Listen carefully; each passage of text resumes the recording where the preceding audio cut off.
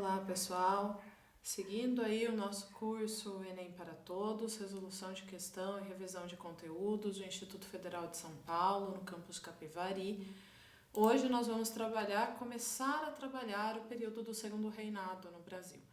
É um período longo de 49 anos da nossa história, onde acontecem uma série de modificações.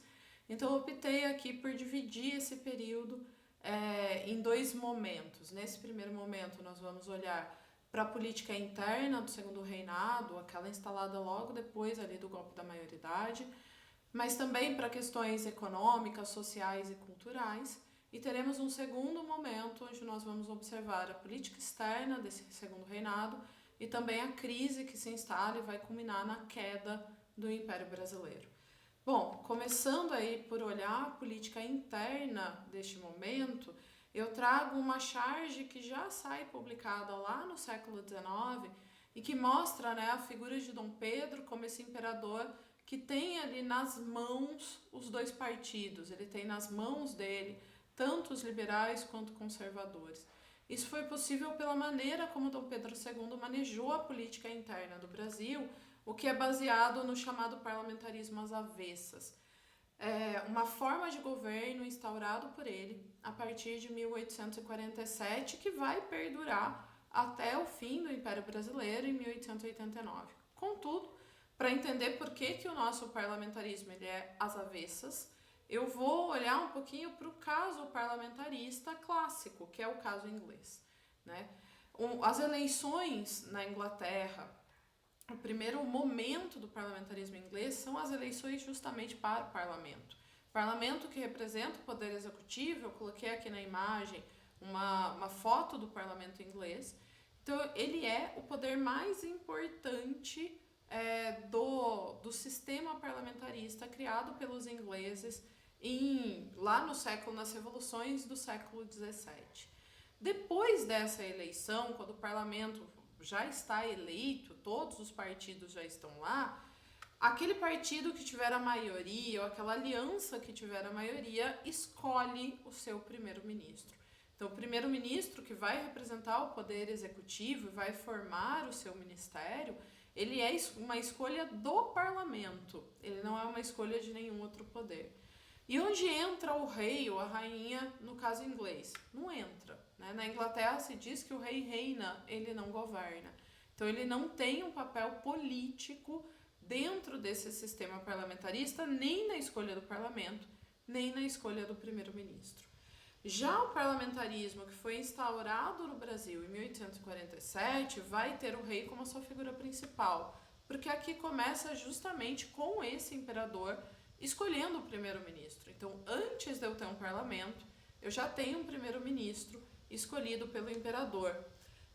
Esse primeiro-ministro depois organiza as eleições para o parlamento, que é o poder legislativo, e como ele precisa ter o seu poder confirmado pelo parlamento, é muito comum que o primeiro-ministro use de fraudes eleitorais para que o seu partido, seja o liberal, seja o conservador, consiga a maioria dentro do parlamento e assim o seu poder seja confirmado. É possível ao imperador, além disso, demitir o primeiro-ministro a hora que ele quiser e demitir, inclusive, o próprio parlamento. Ele pode convocar novas eleições para o parlamento. Então, ao final das contas, quem maneja o parlamento, o primeiro-ministro, é a figura do imperador, porque o poder moderador permite isso. Então, no Brasil, o rei reina e ele governa. O poder moderador permite a ele ter o poder sobre o primeiro-ministro e sobre o parlamento. Eu falei que ele coloca ora um liberal, ora um conservador, e apesar desses dois partidos terem ali alguma distensão, eles terem algumas poucas oposições um com o outro, houve entre 1853 e 1858 um ministério formado por liberais e por conservadores, o chamado Ministério da Conciliação. Porque, apesar das poucas diferenças, eram dois partidos que representavam a elite brasileira, dois partidos que apoiavam, naquele momento, a escravidão e que apoiavam a monarquia. Então, não havia oposições gigantes entre os dois ali no começo do Segundo Reinado. Então, com essa política interna, Dom Pedro II vai conseguir dar uma estabilidade ao governo brasileiro que vai perdurar aí de novo por mais de 40 anos. Tá?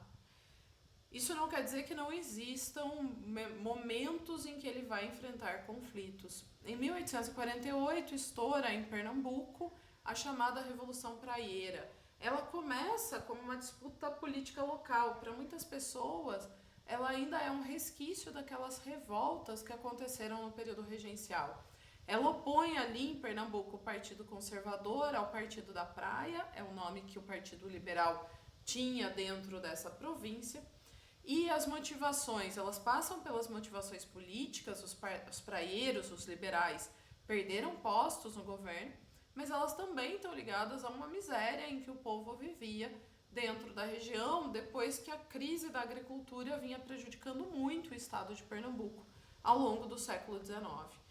E também existe uma motivação muito grande, uma inspiração muito grande, podemos dizer assim, de ideias que estiveram presentes no movimento europeu de 1848, chamado de Primavera dos Povos. A imagem que eu coloco para vocês aqui é uma imagem representativa do movimento da Primavera dos Povos na França, que derruba a monarquia e instala a república, mas no geral são movimentos que atingiram uma série de lugares, de países diferentes dentro da Europa e que tiveram em comum ideais republicanos e algumas ideias socialistas utópicas presentes dentro desses movimentos, e elas também se fazem presentes aqui no Brasil. O líder da Revolução Praieira, Borges de Medeiros, chega a escrever um manifesto, que ele chama de Manifesto ao Mundo, que deixa claro essas referências ao movimento europeu de 1848. No entanto, eles foram derrotados muito rapidamente e a Revolução Praieira não teve grandes implicações políticas, por exemplo, para o Segundo Reinado.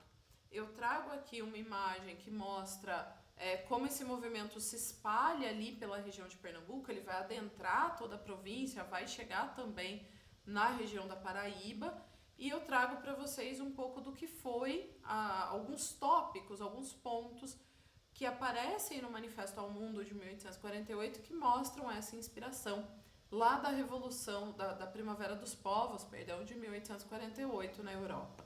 Por exemplo, ele pedia o voto livre e universal para o povo brasileiro. Então, era contra o voto censitário, trazia um princípio aqui, que é um princípio liberal, de voto livre e universal.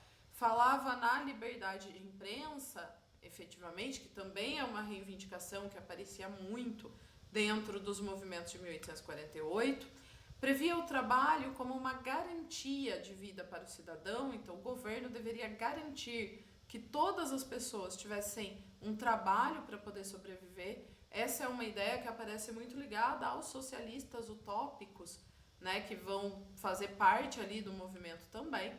Falavam da inteira e efetiva independência dos poderes constituídos, o poder executivo, legislativo e judiciário deveriam ser independentes, e, por consequência, pediam a extinção do poder moderador dentro do Brasil.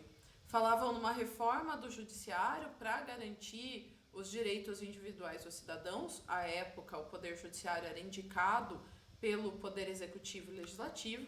A extinção da lei do juro convencional, que era uma lei que afetava muito as camadas médias dentro da população, e a extinção do sistema de recrutamento militar que existia até aquele momento, que praticamente recrutava as camadas pobres, mas não garantia a eles uma condição digna de vida, uma vez que a gente ainda não tinha um exército profissional e assalariado dentro do Brasil. Então, esse manifesto ele mostra muitas das ideias que estavam circulando na Europa também se refletindo aqui. Tudo bem? O Segundo Reinado também é um momento em que a gente vai ver a utilização da arte, não só dela, para a construção de um ideário nacional. Eu começo trazendo um trecho aqui para vocês para explicar o que esse romantismo tem nessa relação de construção de uma ideia de Brasil, né? O Brasil colonial, ele não era visto como uma colônia única. Cada uma das províncias, cada uma das regiões, elas tinham as suas condições de vida, as suas demandas, e não havia necessariamente uma relação, por exemplo, entre Pernambuco e São Paulo naquele momento. A independência ela foi feita em nome desse país como um todo. Porém, era preciso convencer todas essas regiões de que elas faziam parte deste mesmo país, um país que estava sendo construído. E o período regencial mostrou pra gente o quanto essa construção ainda era muito frágil, né? A série de movimentos pedindo a separação de regiões do Brasil que aconteceram dentro daquele período. Então, no século XIX, a gente vai ver o uso da pintura, da literatura e da própria ciência para imaginar um passado comum para todo esse país. E aí, o Instituto Histórico e Geográfico Brasileiro, IHGB, criado lá pelo Araújo Lima, ele vai ter um papel fundamental nisso, porque os pesquisadores do IHGB vão começar a percorrer, a olhar para essa história desta colônia que era tão diversa e contar ela como se fosse uma história comum para todo esse país. Uma história comum onde a herança europeia tinha uma importância fundamental. Nesse contexto, dentro da literatura e da pintura, começa a ser idealizado um indígena brasileiro que vai se tornar um símbolo. Mas esse não é o indígena do presente, não era o indígena que estava ali, que às vezes reivindicava coisas. Não, a gente está falando de um indígena que oscilava entre pureza, virgindade e bravura dentro dessas histórias, mas que ele não existe, ele é imaginado.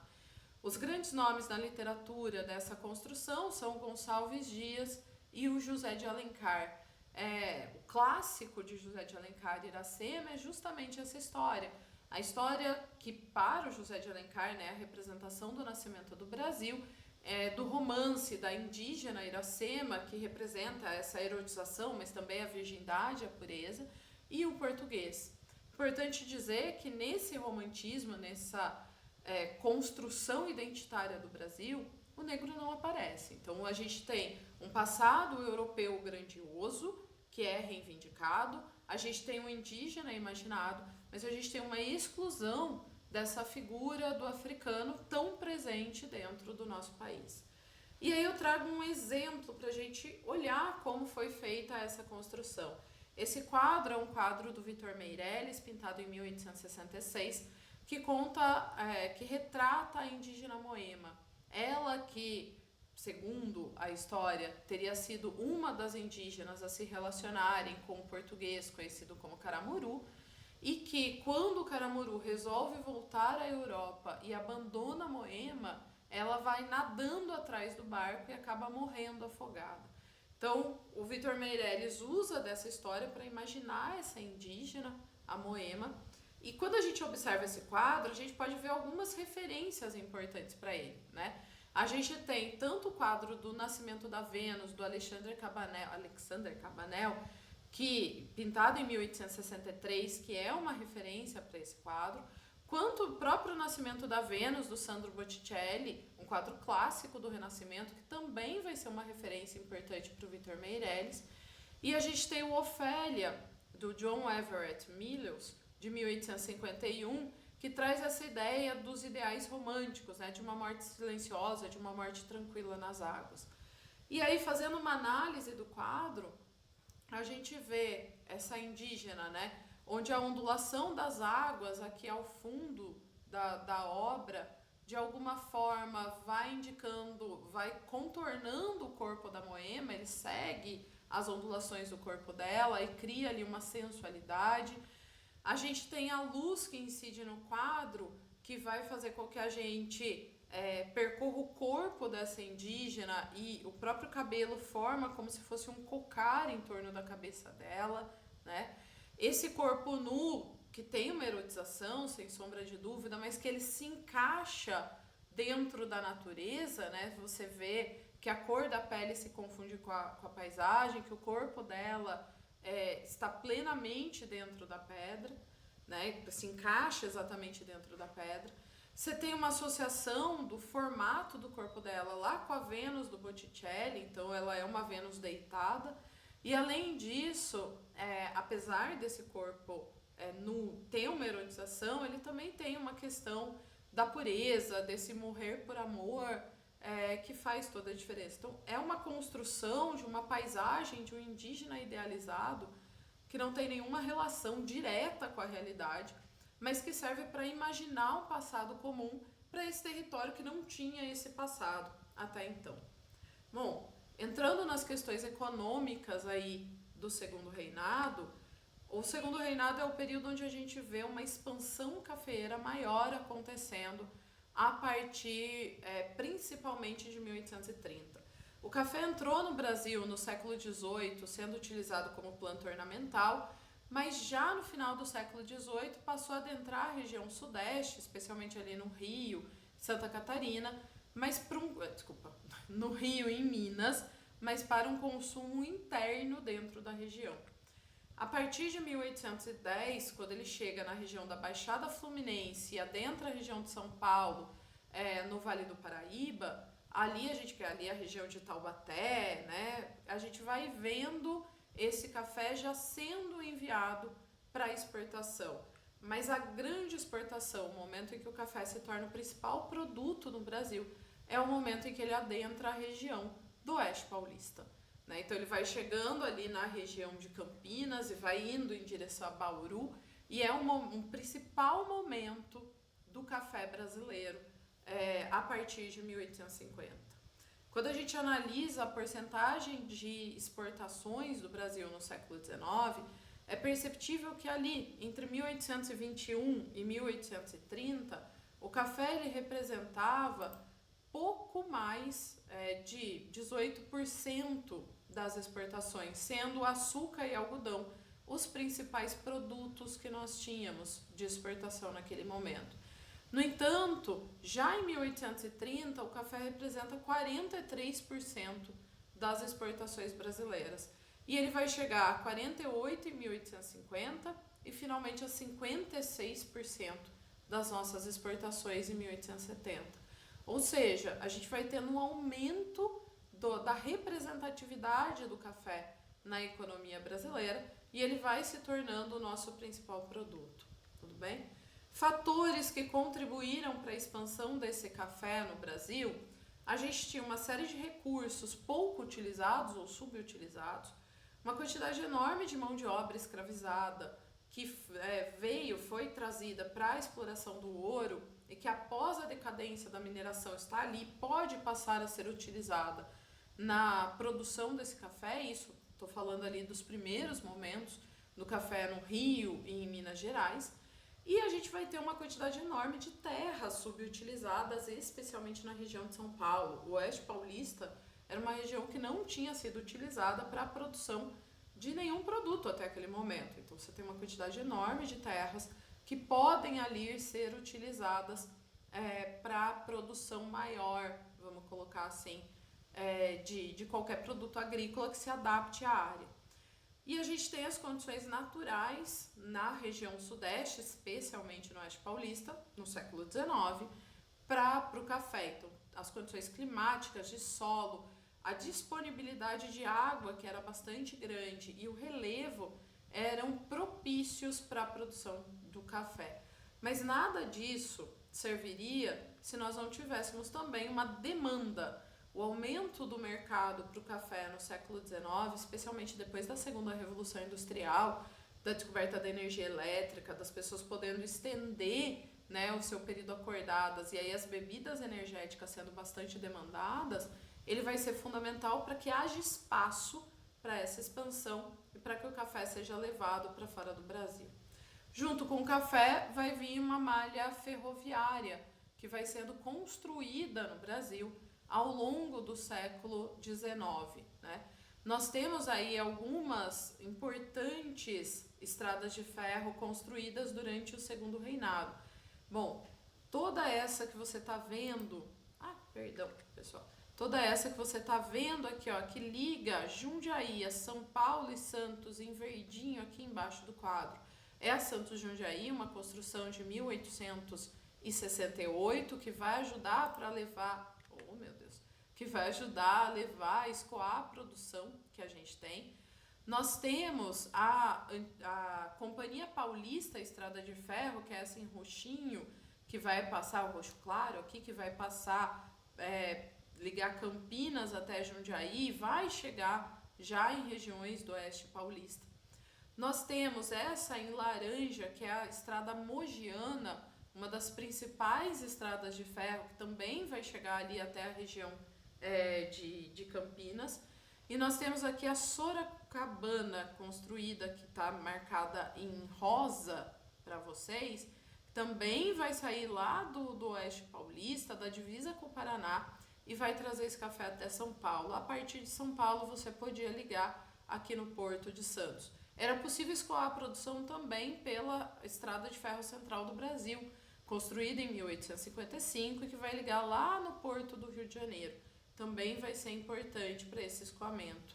Então todas essas estradas elas serviam para trazer o café que estava sendo plantado no interior até o porto, onde ele seria exportado, mas é importante lembrar que conforme a ferrovia ela avança para o interior, ela também facilita a chegada de pessoas e o trânsito de pessoas nesse interior do estado, né? Então fica muito mais fácil a partir das ferrovias a fundação de cidades e também que as pessoas consigam ali se locomover por esse interior do estado, tudo bem? A gente tem um segundo momento aí da economia do Segundo Reinado, que é a chamada Era Mauá. Ela está ligada, né, esse nome, ao maior investidor que nós tivemos nessa época, o Ireneu Evangelista de Souza, o Barão de Mauá, e os fatores que possibilitaram esse período de surto industrial no Brasil era o fato de que houve um momento, a partir da proibição do tráfico de escravizados, que vai efetivamente acontecer no Brasil em 1850, já falaremos disso, houve de imediato um dinheiro que era utilizado para se comprar novos escravizados, que acabou sobrando. A gente tem uma tarifa que foi criada em 1844 no Brasil e que elevou o imposto para a vinda de produtos estrangeiros, especialmente os produtos ingleses, que pagavam impostos muito baixos para entrar no Brasil, os lucros que o café mesmo começou a render e a presença do imigrante, que tanto servia como mão de obra, mas especialmente servia como mercado consumidor, uma vez que esse imigrante vem para o Brasil já para trabalhar como mão de obra livre. Era uma indústria de bens de consumo não duráveis, que trabalhava com mão de obra desqualificada e barata, mas que com o fim dos fatores, esse surto industrial vai desaparecendo dentro do país, tá? Falei ali rapidamente de que a gente tem capitais que vão sobrar por conta do fim do tráfico negreiro, então eu entro na questão escravocrata aí no Segundo Reinado. O Brasil ele já sofria com a pressão inglesa desde 1810 para que o tráfico de escravizados fosse encerrado dentro do Brasil, né? A gente já tinha feito a lei de 1831, porém essa lei não era cumprida e essas tensões entre Brasil e Inglaterra começaram a ficar cada vez mais fortes. Em 1831, de novo, o Brasil fez essa lei, mas não aplicou. E cansado de esperar, em 1845, a Inglaterra faz uma lei chamada Bill Aberdeen. Essa lei possibilitava que a marinha inglesa aprisionasse navios negreiros em qualquer lugar do Atlântico. Então a marinha inglesa estava ali patrulhando o oceano e quando ela desconfiava que um navio era negreiro, ela podia aprisionar esse navio. Enquanto os africanos seriam levados de volta à África, a tripulação seria julgada na Inglaterra. Falamos aqui que eles se deram esse direito, né? Não havia nenhuma legislação sobre águas internacionais, mas não é só no meio do Oceano Atlântico que a marinha inglesa vai sair aprisionando navios. Ela chega a aprisionar navios negreiros dentro da Baía de Guanabara. Então ela já está adentrando o território brasileiro, buscando aí pegar esses navios que traziam escravizados. Importante ressaltar que apesar do Bill Aberdeen, se a gente pega esse período aí a partir de 1845, nós vemos uma crescente na entrada de escravizados do Brasil, porque justamente a expansão cafeeira vinha acontecendo, ela demandava muita mão de obra. Então, apesar de se tornar mais perigoso, e isso fez o preço do escravizado subir, isso não diminuiu a entrada de escravizados no Brasil nesse período. No entanto, com a Inglaterra fazendo essa pressão e começando a invadir a própria Baía de Guanabara para aprisionar navios negreiros, o governo brasileiro tem que tomar uma decisão. porque se continuasse essa situação, tudo caminhava para um conflito direto, uma guerra entre Brasil e Inglaterra, que é algo que, obviamente, o governo brasileiro, o governo imperial, queria evitar. Então, em 1850, o Brasil acaba cedendo a essa pressão e faz uma segunda lei, a Lei Eusébio de Queiroz, que novamente determina o fim do comércio de escravizados, o fim do tráfico de escravizados para o Brasil. A ideia é que isso levaria ao fim gradual da escravidão. Você pode se perguntar, bom, se já existia uma lei de 31, por que o governo não só reaplicou essa lei, né, começou a criar a fiscalização?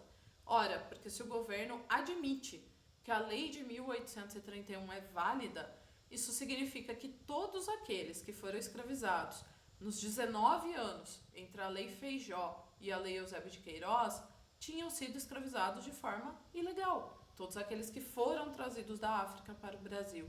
Isso significaria libertar uma massa de escravizados que nós podemos ver, só olhando aqui a década de 1840, não é pequena.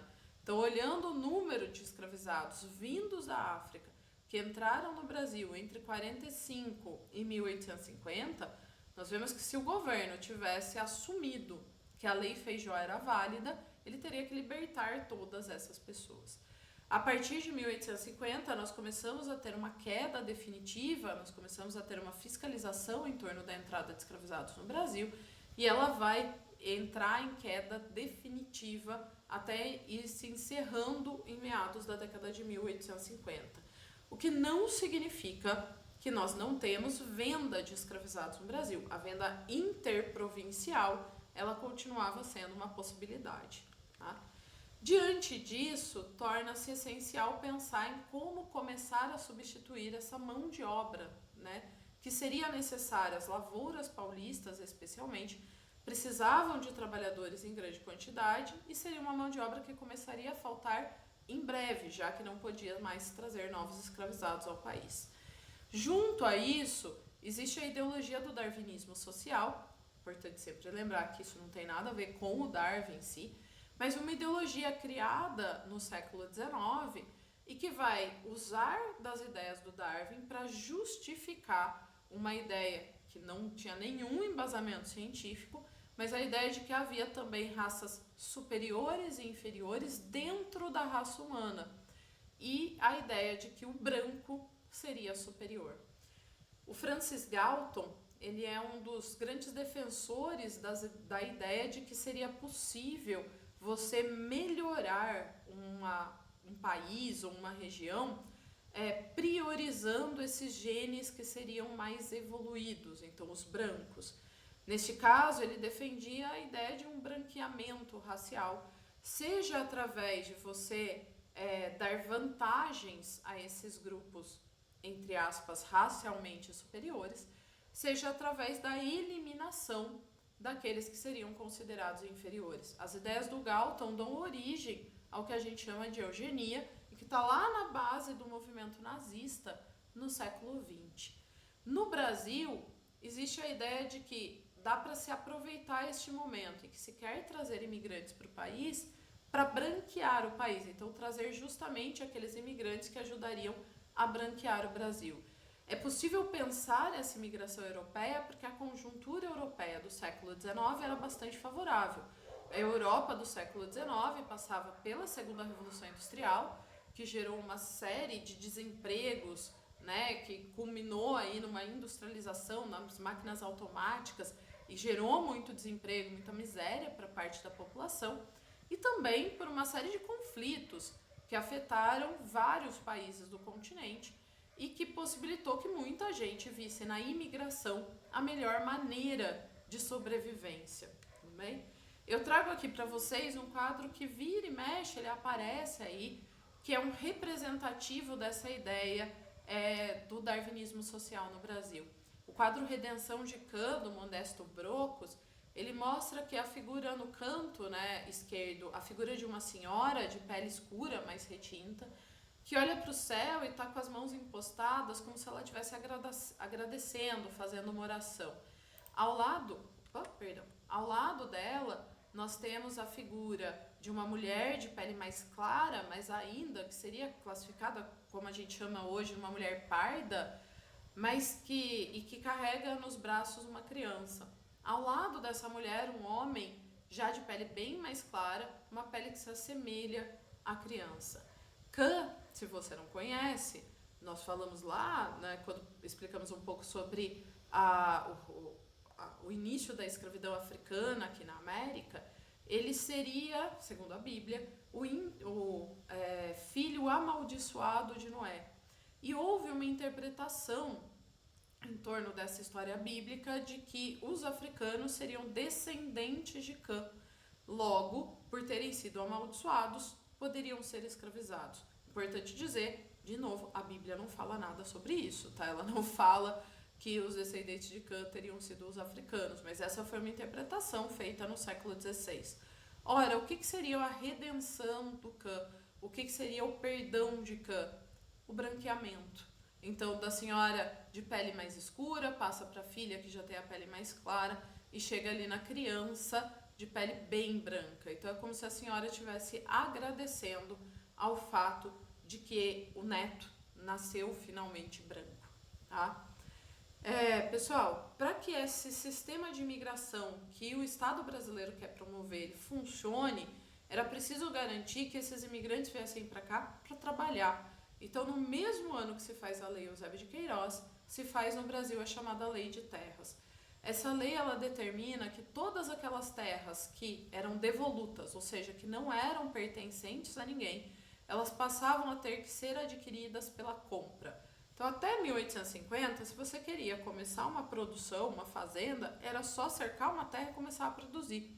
A partir de 1850, eu tenho que comprar essa terra do Estado.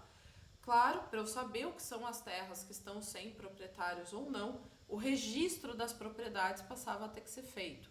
E, obviamente, quem ficou sabendo que precisava registrar as suas fazendas não foram os pequenos proprietários, não foram os poceiros que tinham terras naquele momento. Essa lei ela foi feita de maneira a excluir qualquer possibilidade de que os negros que vinham se tornando livres e que os imigrantes pobres que chegavam ao Brasil tivessem acesso à terra. E ela vai favorecer os latifundiários, os grandes proprietários de terra, aqueles que já eram ricos, e ela vai favorecer grileiros, aqueles que vão inventar documentos falsos do período da Lei de Terras para justificar o seu domínio sobre áreas invadidas dentro do Brasil hoje, tá?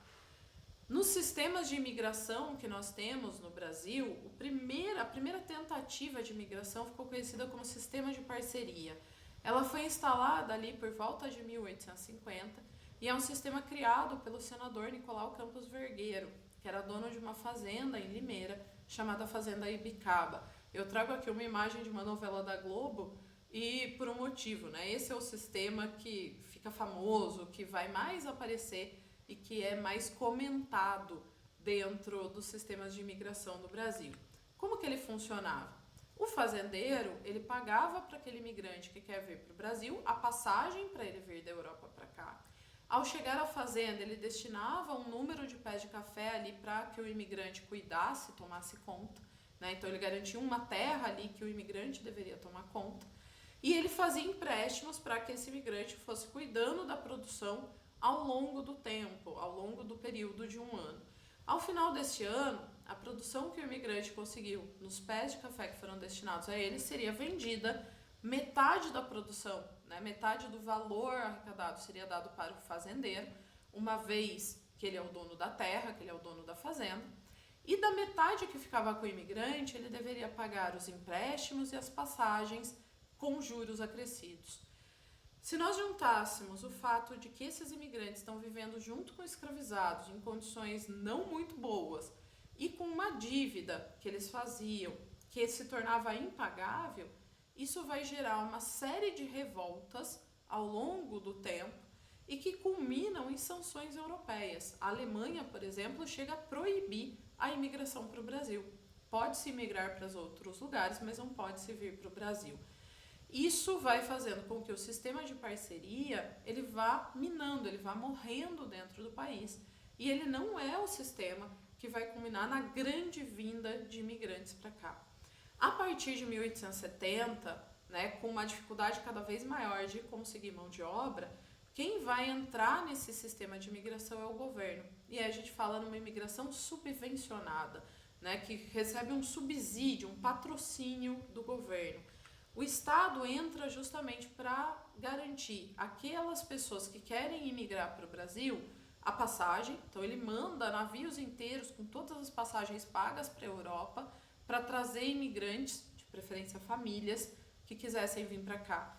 Ele garante acomodação no prédio que vocês estão vendo aí em cima, é a Hospedaria dos Imigrantes em Santos, hoje o Museu da Imigração.